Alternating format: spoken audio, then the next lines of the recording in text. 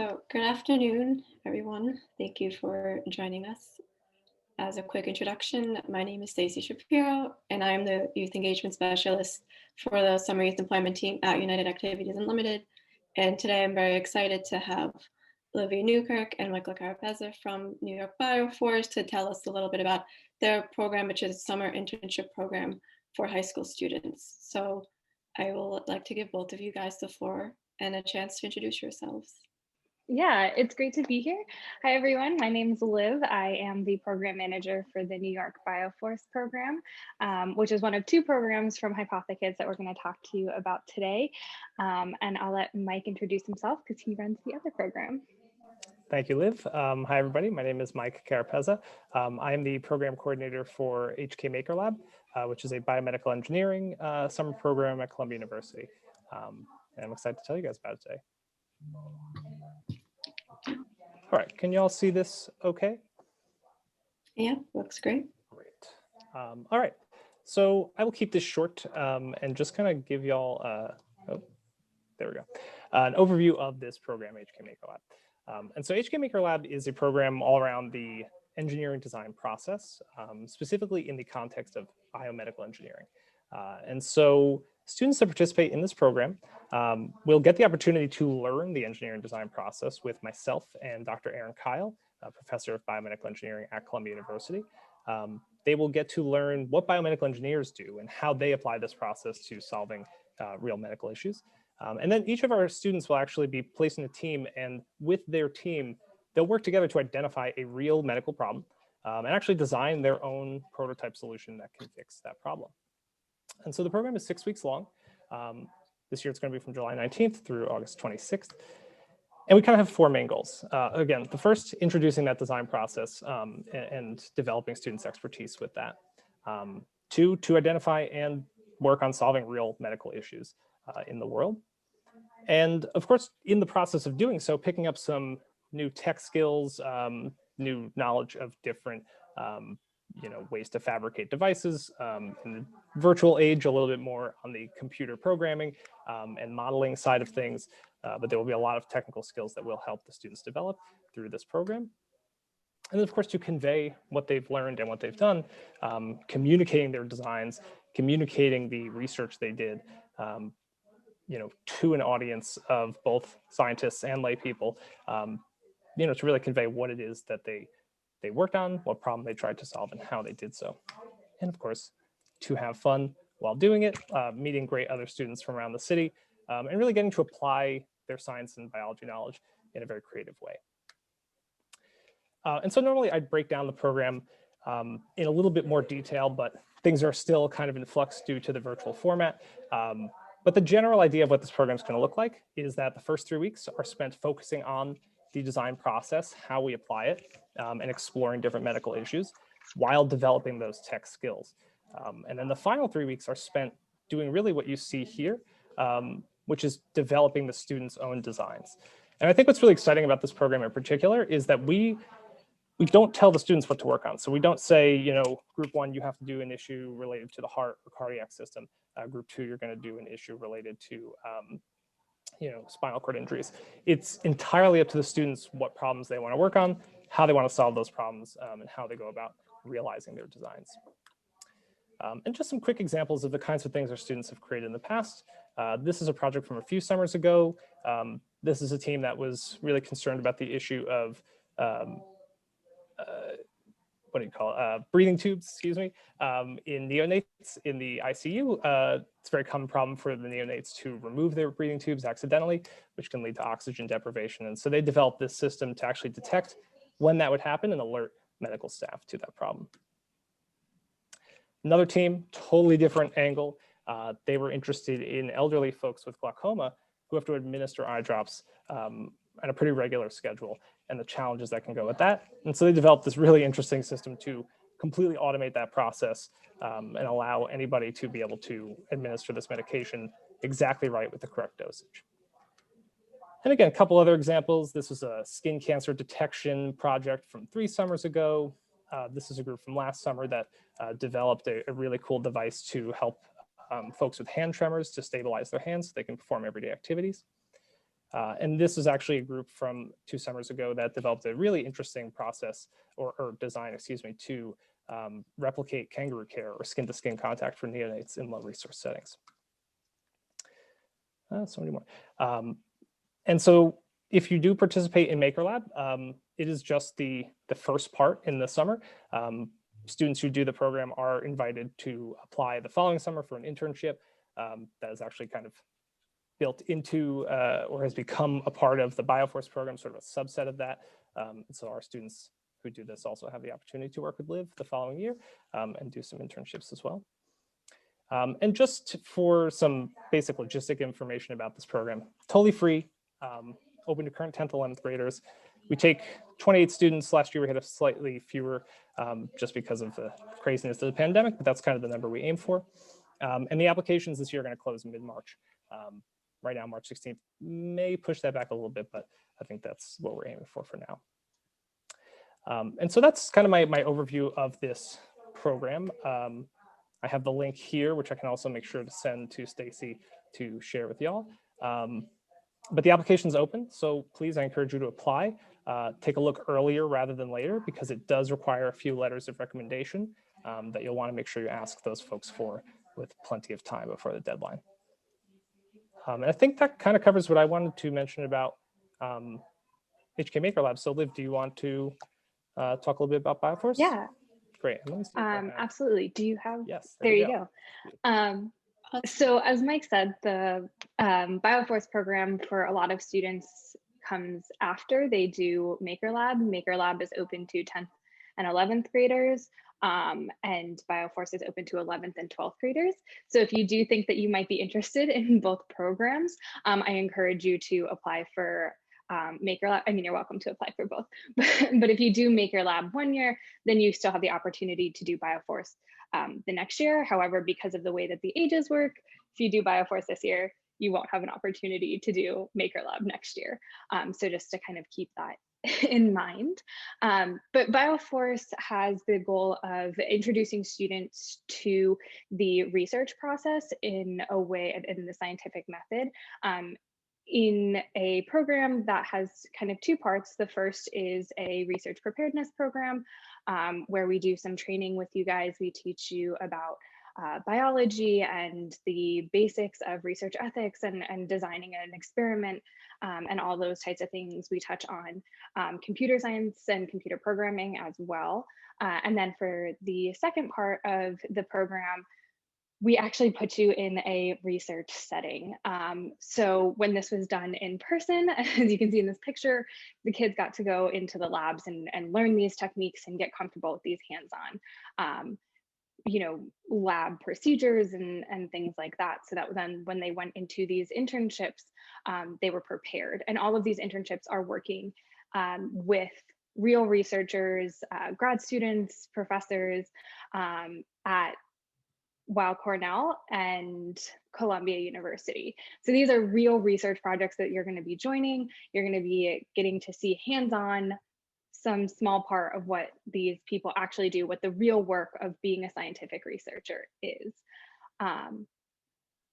I really love the Bioforce program. I'm really excited about it. I'm really passionate about sharing my expertise with you guys. I have a master's in biomedical engineering, so I've done these research projects. I've designed these research projects for my own grad school experience. And it's really great to be able to kind of share that with you guys and give you that hands-on look that you don't normally get from the science that you're maybe doing in school, and then pairing you with those internships and making sure that you're really prepared for them. I do want to touch a little bit on how COVID has affected things, because obviously it has, like everything. So normally in normal times, we would do Saturday sessions every day in a classroom at Columbia University, starting pretty much the week after spring break for the New York City public schools. So that's generally like the end of April, beginning of May, and then have Saturday sessions, full day Saturdays, going throughout the end of June, and then the internships, you would get matched and start them the first week in July. With COVID, we've kind of moved to a little bit of a different format for the trainings. There's still Saturday sessions, but they're only mornings because I don't want to keep you on a Zoom call for that long. And then you'll have some independent work to do and extra sessions throughout the week. And you will always have me and our other instructors, including Mike helps out with our trainings, to be resources for you if you ever needed help or understanding a topic or anything like that. So we are really accessible to you. It is happening, the training portion is happening while you're still in school. So I just want to make sure that you're prepared for that. If you have big tests, especially during AP week, we understand, we're willing to work with you, but there is a little bit more of an expectation of your commitment to this and your schoolwork as well.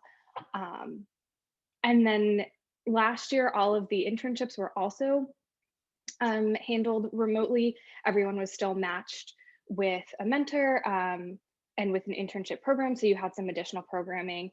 You still had us to check in with over the summer. We were still there to support you in your internship, but you also had the people in our partner internship programs that you were working with and your direct mentor that you were working with. Last year, the students did grant proposals. So basically they researched a topic that they were interested in with their mentor and then wrote a proposal about a type of experiment that they would like to do or something they'd like to investigate. This year I can say for sure the training is going to be happening the same way, virtual Saturday morning sessions and virtual like weekday sessions and all of that still happening virtual. We don't have an answer 100% about the internships, whether they're going to be virtual or in person. I would really love to get you guys in person internships, but it's really up to the labs and the researchers. So that's kind of overview of that. The applications are open now because the program starts a little bit earlier. The applications are going to close on March 1st. However, we are doing admission on a rolling basis. So if you get your application in a little bit easier or a little bit earlier, you'll find out a little bit earlier whether or not you've been accepted. Yeah, and this year we're going to start again right after spring break, which will be the beginning of April, just based on how the spring break schedule is. Yeah, so that's kind of the overview of our program. I look forward to reading applications. Great, thank you both so much for sharing about your programs. I just have a few questions I'd like to ask you just in case some of the students that are watching this end up having the same questions. Number one, if someone does have questions, who can they reach out to learn more either about Maker Lab or the New York Bioforce program? They can reach out to either of us. So I'll make sure that I share my email with you. It's liv@hypothekids.org and Mike's is mike@hypothekids.org. Super simple if you remember our names. But yeah, they can reach out to either one of us or put us both on the same email and ask all their questions. Yep, exactly. Yeah, feel free to email us. Great, thank you. I'll make sure that we share that on our social media posts and also on YouTube when we post this video. Also, I know this goes out to you, Olivia. I know Mike mentioned that Maker Lab has like a cap of students that they accept. Does Bioforce also have like a limited number of seats? I'm assuming the answer is yes, but how much? Yes, there is a limit. It's not, we can't accept everyone. I think this year we're aiming for 36 students. But again, there might be a little bit of leeway on that. So yeah, thanks for that sort of clarification. So yeah, I know like you both mentioned that the internships this year, well, I should say last year, of course, were virtual. So could you both talk a little bit more about how that virtual internship worked? I know especially for working for like Bioforce, like working in a lab, it's sort of, you can't work in a lab virtually, or so I wanted to like give you a chance, both you guys a chance to provide a little more details in regards to that. So whoever would like to go first, Olivia, I guess, since you're unmuted. Yeah, absolutely. So you're absolutely right. Normally we would put students in a lab. They'd be showing up to the lab that their mentor works in, that the grad student that they're paired with works in, and doing the hands-on work that grad student does, you know, all the time, or whatever needs to get done for their project at that moment. Last year, students were still paired with that grad student. We take into account the student's interests and what work that grad student or the professor that they're going to be paired with is doing, so that we can kind of match interests. All of the internships are in life science. I should mention that. That's kind of the focus of our research program. But last year, the students worked with their mentors to do their own literature searching and understand a topic more so that they could write a grant proposal, which was essentially, I think we had them write 3 pages detailing a research question that they were interested in getting answered, everything that they had learned with their mentor about the background of that field, generally something that their mentor worked in, so their mentor could give them the papers to read and teach them more about that area. Specifically, I know we had students looking at different gene expression in cancer cells. We had some students doing research in COVID and tracking things like COVID incidents and stuff like that on the little more like public health computational side. And basically the students wrote this proposal saying, this is the question that I would want to ask, and this is how I would go about answering it or trying to get an answer for it were I able to be in a lab. The reason that we did that is because it still lets students really look at a question really in depth, still get this in-depth look at a specific area of research. And it's really applicable to what scientists do in the lab. That's our goal, is to give you a look at what scientists do. Yeah, but a lot of scientists' work is writing grids because you need someone to pay for all your research. So that's kind of how we handled it last year. And I'm assuming this year will be similar unless something drastic changes in the next 6 months. Great, thank you for sharing a little more about that. Yeah, so Mike, go ahead. Yeah, so we, of course, also ran virtually last summer. And for Maker Lab, it was definitely a big change as well, because as you could see from the photos I showed, like a normal summer is very hands-on. It's, teams of 3 or 4 students working together to build actual devices. We couldn't do that this past summer. So what we did instead was, instead of having the students build a prototype, they essentially created a visualization of their design. So they still took that process all the way up through designing their general, the piece of technology that they want to create, generally, maybe a few different variations of it.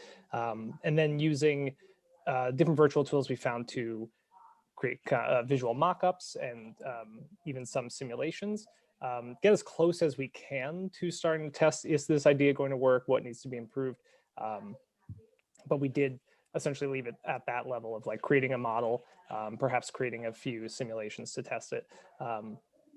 That said, I will mention that, it isn't off the table that we could run the program in person this summer. I literally just spoke with Dr. Kyle like 2 hours ago, and he really just doesn't know where Columbia is at as far as if campus will be open, and obviously the vaccine situation will affect that. So we are hopeful that we can end up doing things in person. That said, we're anticipating right now to go with virtual again this summer and do the kind of mock-up designs rather than full prototypes.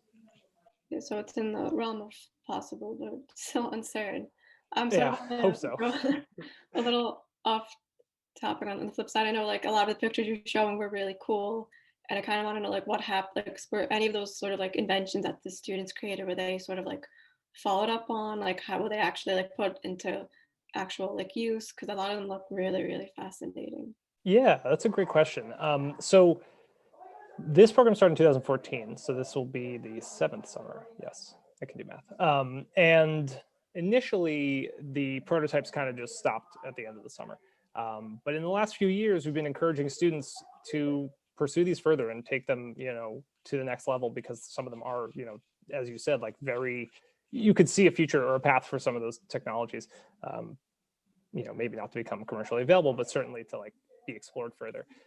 So some of them, like the first one I showed you with the breathing tubes and the babies, removing the breathing tubes, that team continued their project a bit. They actually entered an ISEF that year, and they got top prize in the engineering category. So we were very proud of that. And really, they like did all of that on their own. Like they just, were meeting together during the year after the program with some support from us, but really it was the students just kind of taking this idea and running with it. Actually, the eyedrop one I showed you also entered NICEF. I think they got like in the second round of the design category, the engineering category. And this year we have two of our teams from this past summer when we were virtual who are entering some design competitions with our support during the year as well. So we are very supportive of our students taking these designs past the program. And we really encourage it. And some of them, yeah, I'd say every year now, it seems like at least two kind of progress past the summer. And at least two groups are kind of interested in applying to other competitions or just trying to continue developing their technology. That's really amazing. That's really cool. Thanks. Thanks for giving a little more tidbit on that. Back to sort of the application process. I know you both mentioned there are letters of rec, which I think is pretty common on any application. Are there any other sorts of like application sort of tips, or I should say like any other parts of the application that students should be aware of? Like, are there prompts or questions they need to answer? Any other additional documentation they need to upload? That's a good question. So for the Maker Lab application, there are some prompts, I think, for short, like, one paragraph type prompts, 3 or 4 of those. I'd have to double check. And the 2 letters of rec. And then this year we actually have made grades and attendance optional because we know that last year was just kind of crazy. A lot of students, their transcripts might not be necessarily representative of kind of where they're at. So we made that optional. A student is certainly welcome to attach that, but they also don't need to. We're mostly looking to really just get a sense for their motivation and excitement to do this through their essays, and as well from their letters of recommendation, kind of getting a sense for how prepared they are for this and what their experiences have been, not just in engineering, but in like STEM generally. So yeah, again, normally there'd be grades and that kind of stuff. This year it's optional. It's mostly the essays and the rec letters for Maker Lab. Of course, yeah, that's definitely understandable with how crazy the past year has been for everyone. Olivia, would you like to share a little more on the application details for the New York Bioforce program? Yeah, absolutely. So we have the same kind of thing, like we ask for your transcript and your grades and attendance record and things like that. Again, optional. I also have a space on the application where you can kind of talk to me about how COVID has kind of affected you or your grades or how you think you've handled it, stuff like that. And then we have 2 essay prompts about kind of interest in science, things like that. You can find the essay prompts on the website. If you go to our website and you look at our application information page, everything that you need or everything that the application is going to ask you is like right there on that page. So I don't remember if you can like save an application once you start it, but I encourage you to read that page, figure out your essay answers, get all of your documentation together, all of that before you start so that you're not feeling rushed when you're actually filling out the application. Remember that we do read these, we take it seriously. We expect you to kind of spell check. That's important. Make sure that you're presenting yourself in the way that you want to be presented, and take your time on it. But yeah, it's not a difficult application. It's just for us to kind of really see who you are and your interest in science. Speaking sort of on the terms of presentation, I know you mentioned, Olivia, that New York Bioforce is more like emphasis is on the life sciences. It's a little also with Maker Lab, but that's also a little more on the engineering side. So what type of experience or their backgrounds do you think would make like an ideal candidate or make someone successful in each of your programs? I think one of the biggest things is kind of a huge interest in being there and a willingness to put in the effort and learn. We don't require, I know that on the Bioforce application, there's a chance to talk about past research experience we have. We ask you for a resume so we can see if you have past research experience. It's definitely not required. One of the goals of both programs is to offer a look at science and engineering to students who may not have been exposed to it in their schools or may not have other opportunities. So we don't have a requirement that's like, oh, you have to have taken AP biology or already have this huge foundation. So we have the ability to give you all of the resources you need. But I think that the students who do the best are the ones that come in with an understanding that it's going to take effort and are willing to do that, and a willingness to ask us for help. So if you have a question, if you didn't understand something, if you're, applying for another internship or something, and you're like, hey, I know this is something that's come up for a lot of students in the program who have kind of stayed in touch, or, use their mentors to kind of seek out other opportunities. And they continue to ask us for help even after the program ends. So that kind of showing us that you're dedicated to your own success is really important. And those are the students who have gotten the most out of the program. Yeah, thank you for giving that little summary. I think that's something that we can all agree on. Like, you have to be willing to put in the efforts to truly be successful in anything. So I'd like also, of course, to give Mike a chance to talk about Maker Lab. Honestly, I'm gonna really just echo pretty much everything that Liv said. As far as, there's certainly no requirement of having taken certain classes to get into Maker Lab. And similarly, no need to have had experience with engineering before. Like Liv said, this is a program really for people who want to try it, but maybe haven't ever done engineering before. So that's totally okay if you're like, I've never tried anything like this. I don't know what I'm doing, but I want to give it a go. I think if there's one other thing that maybe is pretty critical for success in Maker Lab, because it's a group-based program, is comfort with collaborative group work, basically. All our students are placed in teams with 2 to 3 other students. So, just being ready and willing to work with other people, compromise on your designs and on the ideas that you're coming up with during the process. I think that's really important for success in this. Yeah, I think that's like the only other thing I'd probably add. But otherwise, like Liv said, I think we're really just looking for enthusiastic students who are excited to try these new fields. I think that's a wonderful point. I think teamwork and collaboration is something that's like sort of important and essential for any field, especially Absolutely. in sciences and the overall STEM field as well. So, well, thank you again for both of you for making such excellent points. I know, Liv, you mentioned that the students that sort of get the most out of the program are the ones that aren't afraid to ask for help while they're in the program, and then also after the program is over. So if you guys could both talk a little bit more about the specific supports that are available for students while they're in the program, I would appreciate that. Yeah, absolutely. So during the Bioforce training, you have me as the overall manager, the coordinator, and as I said before, Mike works closely with me on that. We bring in a few other instructors looking at different subject areas. So we bring in, like I said, we do a little bit of computer programming. We bring in someone who is an expert at that. He's wonderful. He's worked with us for years. So be willing to ask them questions to any instructor that we bring in. And then once we match you with your internship, you have all of those people to kind of ask for help. One of the other things that we try to do with the program is create this community and give our students opportunities to help each other. So to say, I struggled with this in my internship today, or, I'm not understanding this topic, and we can kind of a little bit harder remotely, but we do really encourage students to lean on each other and ask each other questions and be a resource for each other. And I think Mike and I, we both have our degrees in biospaces, both in bioengineering. And so we have a lot of expertise and knowledge, but we also have a lot of connections to other people who have that knowledge. And so if we don't know the specific answer to your question or think that we maybe aren't the right person to answer it, we'll definitely connect you with those people and help you find the best resources.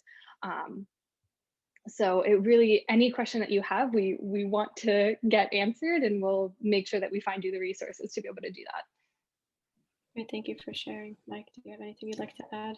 Yeah, I think in Maker Lab, like Liv said, we also have a pretty big team available to help the students. We usually have teaching assistants with us through the summer who are undergraduate or graduate students in biomedical engineering at Columbia. And so we generally have at least one TA per group of students, so that we've got there's always somebody available that they can ask for help if they're working on design or doing some research or just anything that they're encountering through the process. There's somebody available to help answer their questions. And then, yeah, like Liv said, I mean, on a more informal level, students are always welcome to just write us a note and say, hey, could you take a look at my resume, or I'm applying for this program. Like, can you, give me some advice on this? We're relatively small programs all told. I mean, as you've seen, 25, 35 students per summer in each program. So, we try to make ourselves available to our students and just whatever it is that we can help them with while they're with us. Wonderful. Thank you both for sharing about that. I don't really have that much more questions just right off the top of my head, but thank you for answering as well as you could.